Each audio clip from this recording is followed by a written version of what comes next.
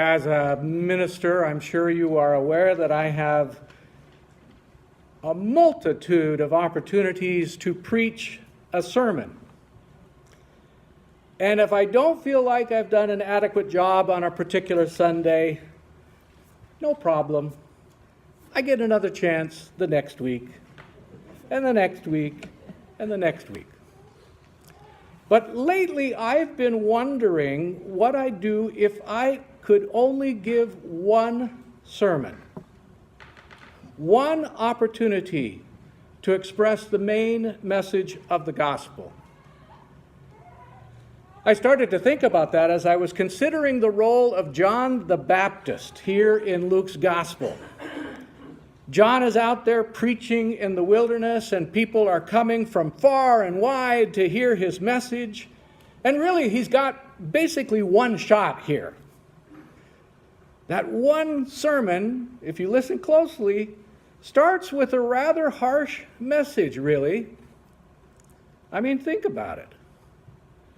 How would you feel if you traveled several miles on foot to hear this great preacher and prophet, and this is what you hear? You dirty, low-down snakes. Who warned you to run from the destruction that is heading your way? You must give some sign that you are really changing your ways, and don't count on the fact that you've always considered you're part of the chosen, because God is able to turn these rocks into chosen people. You may already be too late. The axe is ready to cut you down if you don't start bearing good fruit, and you will be thrown into the fire. Now, if I only had one sermon to preach, I don't think it would sound like that. And yet, and you may be true for you as well, I have known people whose memory of church wasn't far from that. They were told over and over again about a God who was ready even now to judge and condemn them to a fiery hell unless they were ready to repent and believe. Well, I think you can imagine the impact of John's message of doom and destruction on the people who had traveled all that way because they believed that he was the real deal. They believed that he was a true prophet of God. But it was certainly not a message filled with hope and love. And think about this. In Luke's gospel, it comes on the heels of the birth narrative, where we see shepherds abiding in the field, keeping watch over their flocks by night, when they're visited by angels who say, fear not, for I bring you tidings of great joy. From tidings of great joy to being called a brood of vipers. You could get whiplash turning from one extreme to the other so quickly. But John definitely got their attention. And then in the midst of that kind of hopelessness and foreboding destruction, the people ask John, well, so what are we supposed to do? What can we possibly do to save ourselves? Now, this is, I think, where the concept of preaching only one sermon comes in. Because John is asked, what are we supposed to do to be saved? And what is his message of salvation? What is his answer to that universal question, how can we please God? Now, here's his chance. Here's his one chance to give his sermon. And as they waited in those few seconds between someone in the crowd shouting out, what then shall we do?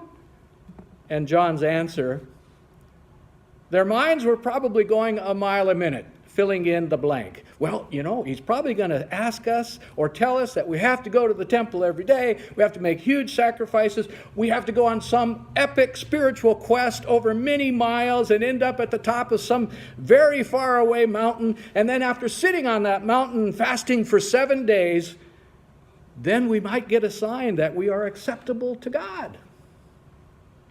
But then John opens his mouth And he says, okay, well, here's the thing. If you've got 2 coats, give one away. If you've got enough food, share with others. I could just imagine the reaction of the crowds. Wait a minute, really? We came all the way out here for that? If you've got an extra coat, give it to someone who doesn't have one? As we approach Christmas once again, we have a tendency to overthink it. What is the message of Jesus? This Jesus whom we love and follow. This Jesus who was born into a world not unlike our present world. There was political turmoil, there was oppression, there was a refugee problem. What profound wisdom was born in Jesus? Well, it must be something earth-shattering. And today, we're trying to find the message of the one who came preaching in the wilderness to prepare the way for Jesus. It's not really all that difficult. John the Baptist, in all of his peculiarities, basically tells them to become people who look around at the needs of their neighbors and address those needs. Be connected to someone other than yourself. He was trying to get us ready for the teachings of Jesus. Love and treat your neighbors like you love and treat yourself. Give to others the same rights, privileges, opportunities that you expect for yourself. John sort of shocks us with his over-the-top brood of vipers speech. And then once he's got our attention, he tells us that in order to truly turn our lives around, we must turn our lives outward. We must start sharing and treating one another as cherished brothers and sisters. If there's a need, address it. Give out of your abundance so that all might have enough. As I was reading a variety of things this week, I came across a story told by Austin Shelley. He is a minister in Philadelphia. He talks about growing up in his grandparents' 526 square foot house in rural South Carolina. You can imagine their living budget was very tight. But he remembers his grandpa always giving his tithe to the church. We pick up his story there. As far as I know, Grandpa never discovered the secret that my grandmother and I shared. Every Saturday, she and I whisked into town in her faded blue Ford Torino. And as I pushed our cart up and down the aisles of the red and white, she carefully selected food in duplicate. 2 boxes of cereal, 2 jars of peanut butter, 2 bags of flour. She did that until our cart looked like an abstract rendering of Noah's Ark with its produce and non-perishable food arranged 2 by 2. And then we would check out. An achingly slow process involving a hefty stack of coupons. We would load the car with these heavy grocery bags and drive straight to the food bank, where my grandmother would donate exactly half of everything she had just purchased. And she bought my silence each week with a small candy bar, which was not immune to her rule. 1 chocolate treat for me, 1 for the food bank. On one of these grocery trips when I was 8 or 9 years old, I asked my grandmother for a name brand cereal that I'd seen on a television commercial. "We can't afford that one," she replied without looking up from her list. "Well, we can if we don't buy 2. I grumbled under my breath. My grandmother's eyes met mine. She put her list down so as to place her hands firmly on my shoulders, and she measured her words carefully, as my grandfather had measured the dollars for our Sunday offering.